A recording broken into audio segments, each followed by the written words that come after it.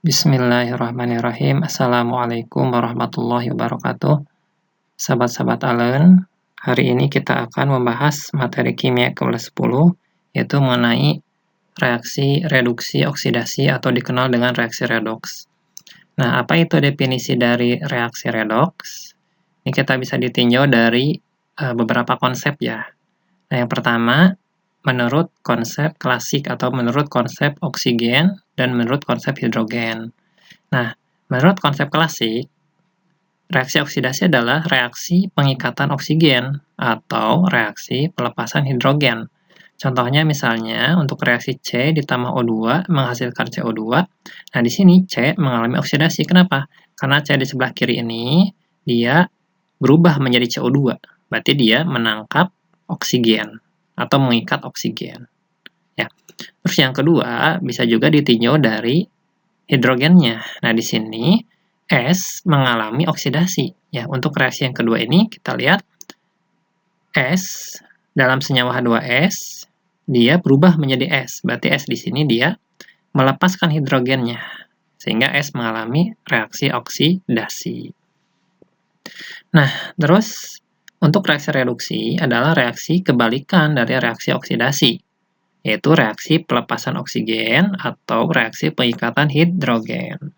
Contohnya misalnya ini reaksinya ya CO2 menghasilkan C ditambah O2. Nah, di sini C ya dalam bentuk CO2 berubah menjadi C.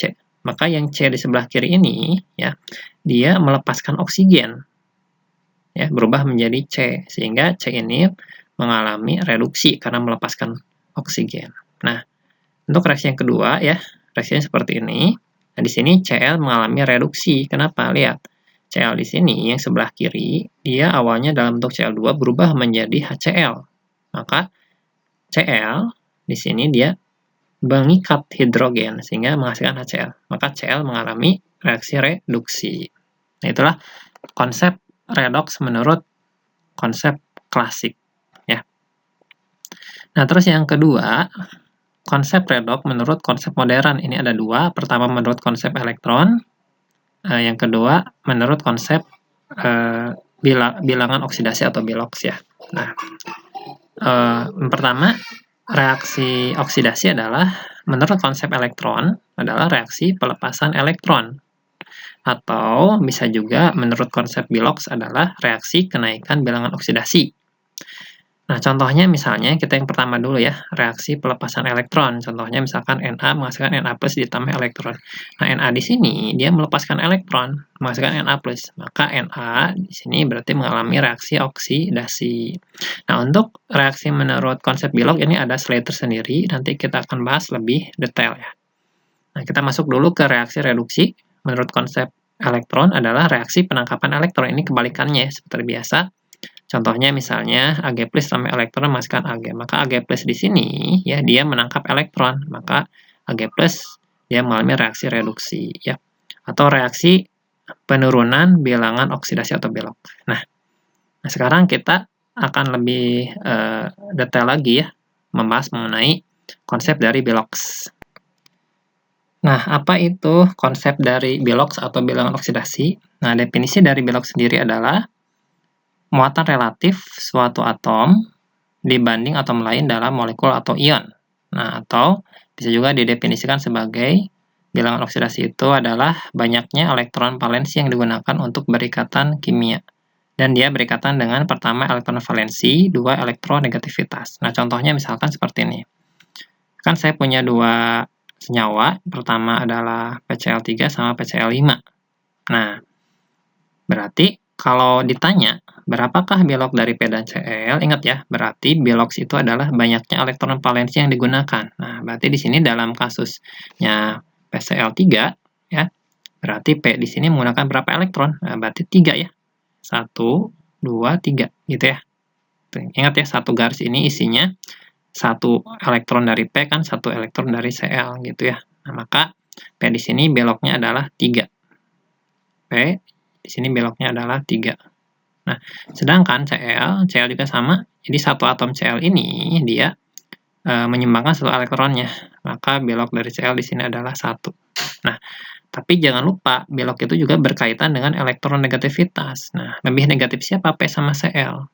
Nah, di dalam sistem periodik unsur, Cl posisinya lebih kanan dibanding P, sehingga kalau lebih kanan, berarti dia lebih elektronegatif. Maka Cl di sini, dia beloknya adalah negatif 1, ya, sedangkan P berarti positif 3. Nah, begitu pula pada kasus PCl5 ya. Nah, dalam kasus PCl5 di sini, nah kita lihat, nah, berapa belok P? Berarti kalau dalam kasus PCl5, P ini beloknya adalah 5. Ya, positif 5 berarti ya. Karena P lebih positif kan. Di P dia positif 5. Ya. Cl sama ya. Cl dia negatif 1. Nah, itulah konsep dari bilangan oksidasi. Nah, berarti kalau seperti itu, berarti kita harus tahu dong struktur dari senyawa-senyawa. Nah, itu tidak usah kalian menghafal semua struktur karena banyak sekali. Nah, makanya di sini dimudahkan dengan adanya aturan dari Bilox ya. Oke. Nah, kita lihat aturannya ya, aturan Bilox atau bilangan oksidasi. Nah, pertama ya, berarti kalian harus menghafal ya, ini harus dihafal. Jadi Bilox unsur bebas itu sama dengan 0. Nah, unsur bebas itu apa? Ya, dia bisa bentuknya logam monoatomik, dia bisa bentuknya molekul unsur, gitu. Jadi unsur bebas itu dia unsur yang bebas di alam. Nah, misalnya logam monoatomik, misalkan Na saja, Mg saja, Al saja. Jadi dia tidak berikatan dengan unsur lain, gitu. Nah, atau juga bisa bentuknya molekul unsur. Misalnya Cl2, O2, N2, P4. Jadi molekul unsur itu adalah ketika unsur itu berikatan dengan unsur yang sejenis ya, Cl2, O2. Nah, ini beloknya tidak usah dihitung, itu sama dengan 0. Nah, untuk yang kedua ya, jumlah belok unsur dalam senyawa itu sama dengan 0. Nah, misalnya gini, untuk kasus senyawa H2O itu jumlah belok unsur H ditambah O dalam senyawa H2O itu sama dengan 0 kalau dia dalam bentuk senyawa. Kalau dalam bentuk ion poliatomik itu akan sama dengan muatannya ya, jumlah beloksnya. Contohnya misalkan untuk senyawa C24 2-. Nah, berarti jumlah belok C ditambah jumlah belok oksigen itu sama dengan -2. Ya. Nah, terus aturan yang ketiga adalah untuk belok unsur non-logam, dia punya belok maksimal sama dengan nomor golongan. Ya. Minimal dia sama dengan elektron valensi dikurangi 8. Ya, contohnya misalkan nitrogen ya. Nitrogen itu golongan 5 ya. Nah, maka maksimal dia beloknya adalah positif 5, sedangkan minimalnya dia berarti 5 dikurangi 8, berarti -3.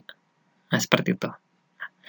Terus aturan selanjutnya adalah ini belok unsur dalam senyawa. Jadi ini khusus ketika unsur-unsur itu dalam bentuk senyawa. Ini berbeda dengan belok unsur bebas ya.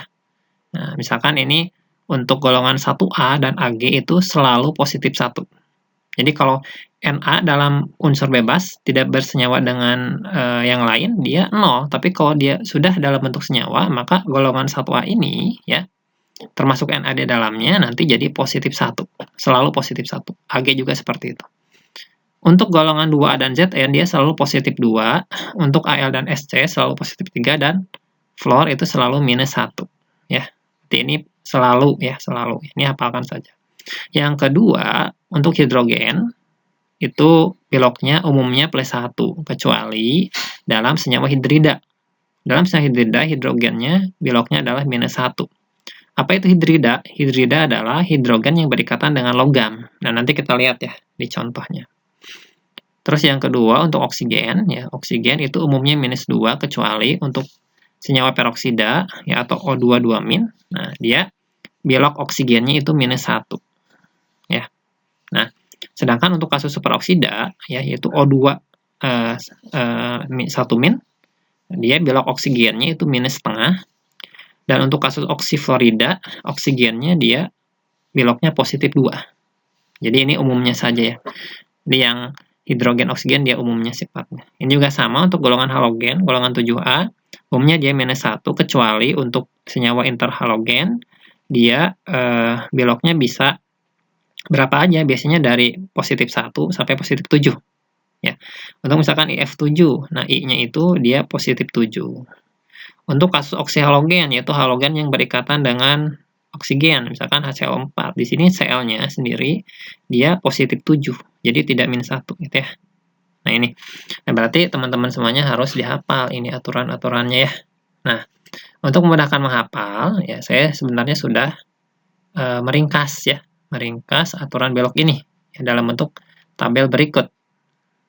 Nah ya, jadi ringkasan aturan belok. Nah, jadi teman-teman harus menghafal saja urutan prioritas. Jadi dari prioritas 1 sampai prioritas 3. Nah, di mana untuk prioritas 1 adalah belok-belok yang beloknya itu pasti atau selalu. Ya, misalkan untuk golongan 1A ya dalam senyawa dia selalu positif 1.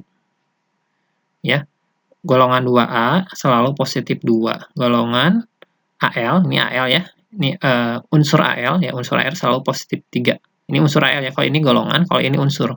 Unsur Al selalu positif 3, Sc selalu positif 3, Zn selalu positif 2, F selalu -1. Nah, ini prioritas pertama. Jadi ini yang pertama dihitung ketika teman-teman semuanya menghitung belok, maka ini yang pertama kali ditentukan beloknya. Nah, terus yang kedua adalah prioritas kedua. Ini sifatnya umumnya ya. Umumnya tadi misalkan hidrogen umumnya +1, oksigen umumnya -2, golongan 7A umumnya -1. Ya, kenapa disebut umumnya? Karena hidrogen ada yang -1, oksigen ada yang -1 juga kan, ada yang -setengah juga. Golongan 7A juga ada yang +1, +3, +5, +7 kan. Jadi ini prioritas kedua. Prioritas terakhir, ini unsur lain ya, selain dari prioritas 1 dan prioritas 2.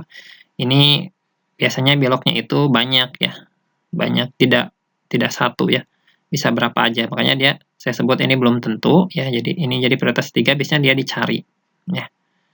Nah, ini teman-teman hafalkan saja berarti ya, untuk golongan 1A misalnya ini ya.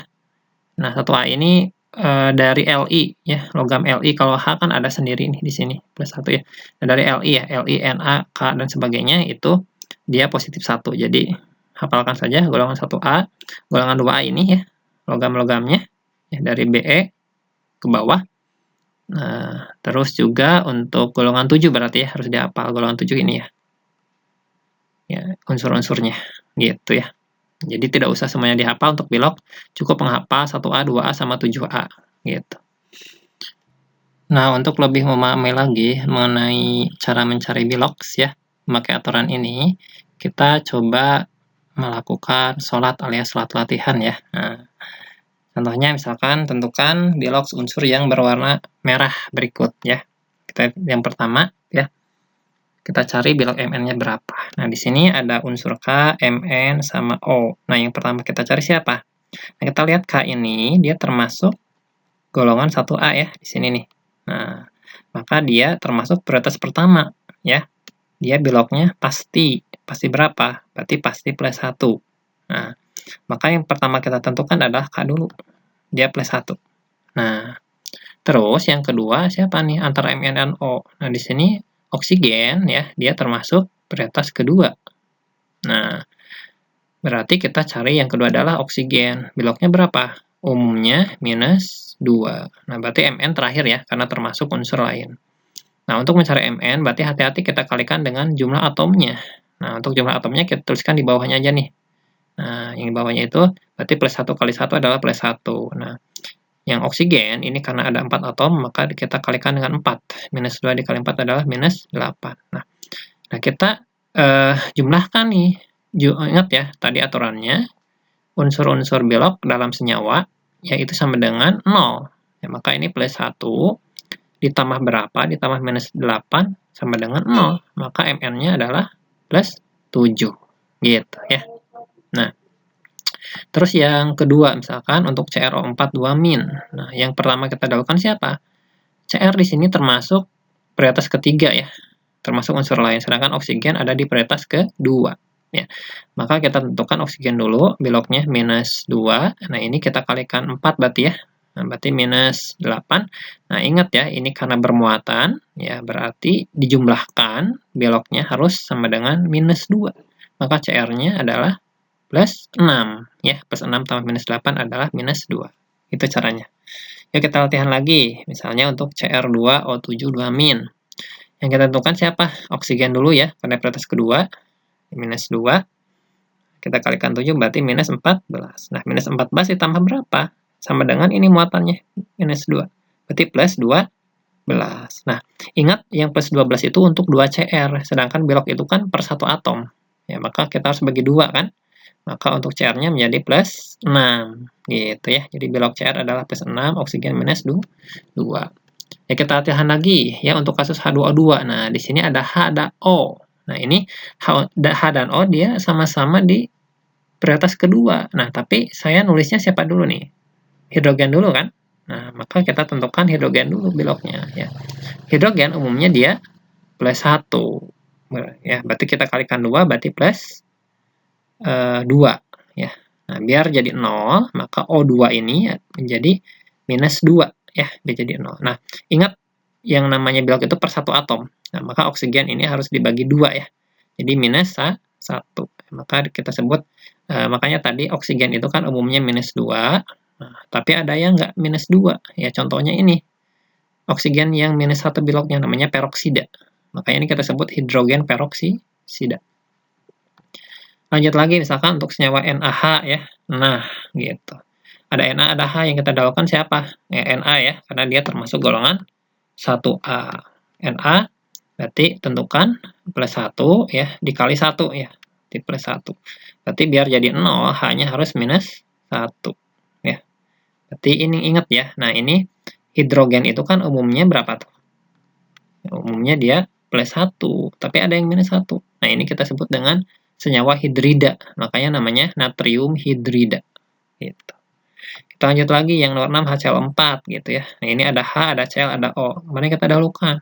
Kita lihat HCl sama O dia termasuk prioritas kedua semuanya ya. H baik Cl baik O itu termasuk prioritas kedua. Nah, tapi saya nulisnya H dulu baru O baru golongan 7 kan. Ya, maka kita tentukan H dulu plus 1 ya dikali 1 plus 1 baru oksigen ya. Minus 2 kali 4 minus 8 gitu. Nah, biar jadi 0 berarti Cl-nya harus plus 7. Nah, makanya dia 7A itu kan umumnya minus 1, tapi ada yang plus 7. Nah, ini contohnya ya, untuk senyawa HCl4. Terakhir untuk senyawa KO2. Ya, KO2 ini ada K, ada O. Yang kita dahulukan adalah si K ya. Plus 1 dikali 1 adalah plus 1. Ya, berarti O2-nya berapa? Minus 1. Nah, ingat belok itu untuk per 1 atom, maka harus dibagi 2, jadi minus setengah. Nah, berarti oksigen itu umumnya minus 2, tapi ada yang minus setengah. Namanya apa? Superoksida, makanya disebut kalium superoksida ini. Nah, itulah cara menentukan belok ya dari beberapa senyawa. Ya, mudah-mudahan bisa dipahami ya. Nah, sekarang kita masuk ke reaksi redoks menurut konsep dari belok ya.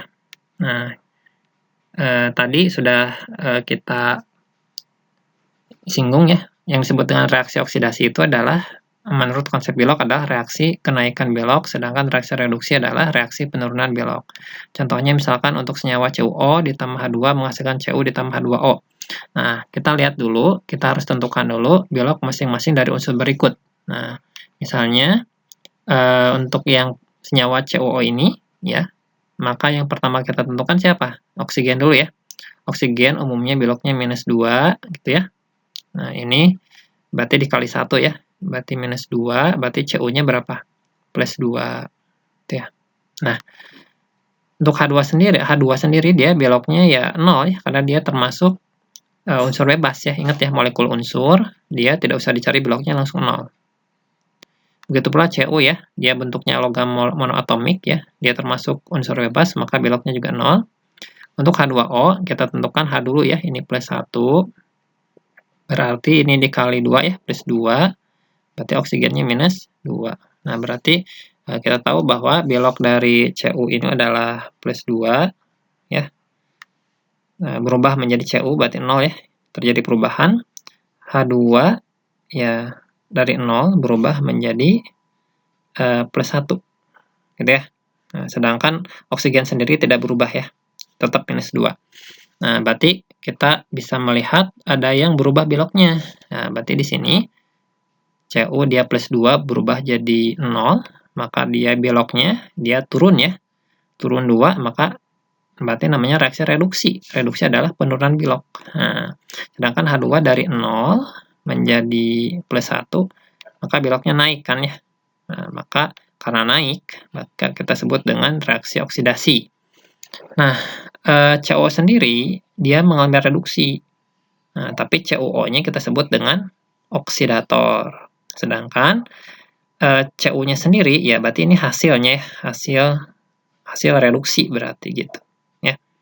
Nah, untuk H2 sendiri berarti sebaliknya ya. Berarti ini mengalami oksidasi, berarti dia sebagai reduktor. H2O berarti hasil oksidasi. Maka bisa disimpulkan, oksidator itu adalah zat yang mengalami reduksi.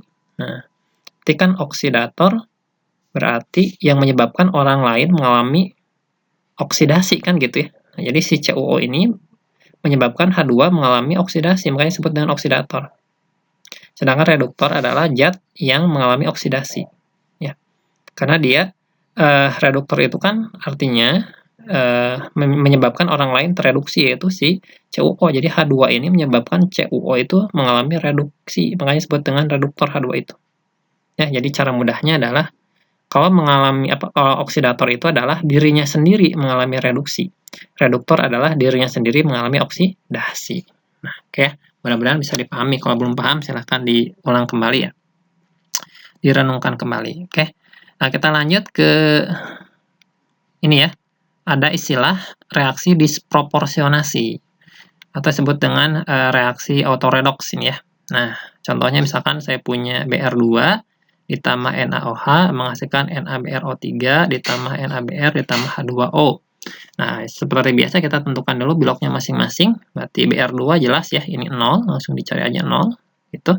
Nah, sedangkan NaOH ya berarti kita tentukan berarti Na-nya berapa? Plus 1 kan gitu ya. Plus 1, oksigennya berapa? Minus 2 ya, H-nya plus 1 ya. Gitu. Untuk kasus NaBrO3 berarti tentukan dulu Na-nya kan plus 1, baru oksigen ya, minus 2 dikali 3 berarti ini minus 6, berarti Br-nya dia plus 5 gitu ya. NaBr berarti Na-nya plus 1, Br-nya min 1. H2O berarti H-nya tadi plus 1 ya. Plus 1, oksigennya tadi minus 2 kan langsung ya. Nah, di sini ada perubahan kan biloknya. Pertama Br ya dari 0 ke plus 5. Nah, ini juga Br juga berubah dari 0 ke min 1 ya. Gitu. Oke. Biar lebih rapi, saya tuliskan aja. Nah, di sini. Nah, itu Br2 0 berubah jadi Br plus 5 ya. Dan dalam NaBr juga Br-nya min 1. Nah, di sini berarti Br dia mengalami dua reaksi sekaligus ya. Pertama dia naik beloknya dari 0 ke plus 5, maka mengalami reaksi oksidasi. Maka dari 0 ke min 1 dia turun ya, turun 1 mengalami reduksi. Nah, reaksi berarti si Br2 ini ya, dia bisa sebagai reduktor karena mengalami oksidasi, bisa sebagai oksidator karena mengalami reduksi. Nah, reaksi ini ya kita namakan reaksi disproporsionasi atau autoredoks. Jadi, reaksi disproporsionasi itu adalah reaksi yang reduktor dan oksidatornya adalah zat yang sama. Nah, itu ya. Jadi, itu definisi dari reaksi disproporsionasi. Nah, ada reaksi yang kedua, yaitu reaksi yang berkebalikan dengan reaksi disproporsionasi, yang dinamakan reaksi konproporsionasi. Nah, seperti apa contohnya? Nah, ini misalkan saya punya reaksi 2H2S ditambah SO2 menghasilkan 3S tambah 2H2O. Nah, pertama kita tentukan dulu blok masing-masing dari unsur-unsurnya. Yang pertama, dalam senyawa H2S ya, kita tentukan dulu ya, H-nya dulu ya. Dia plus 1 dikali 2 berarti plus 2 ya. Berarti S-nya dia minus 2. Nah, ingat ya di sini koefisiennya dia tidak berpengaruh terhadap perhitungan biloks. Yang berpengaruh adalah angka indeksnya ini ya, angka 2, angka 1-nya ini. Nah, yang kedua pada kasus SO2, kita tentukan dulu bilok dari unsur oksigen yaitu minus 2, ini dikali 2 berarti minus 4 ya. Sehingga S-nya di sini adalah plus 4. Nah, terus untuk 3S di sini dia biloknya adalah 0 karena termasuk unsur bebas ya. untuk kasus H2O ini langsung aja ya, H-nya tadi ya +1 ya. Nah, oksigennya -2. Nah, di sini terjadi perubahan belok ya. S-nya dari -2 berubah ke 0. Nah, satu lagi dari +4 berubah ke 0. Nah, biar lebih rapi, saya tuliskan aja seperti ini. Ini untuk H2S, tadi S-nya dari -2 berubah ke 0. Dalam kasus SO2, dari +4 berubah juga ke 0. Nah, sehingga kita bisa menentukan dari -2 ke 0 terjadi perubahan ya. Sama dari +4 ke 0 juga terjadi perubahan. Nah, dari -2 ke 0 ini terjadi kenaikan belok, maka reaksinya adalah reaksi oksidasi. Sedangkan dari +4 ke 0, dia terjadi penurunan belok atau reaksinya kita sebut reduksi.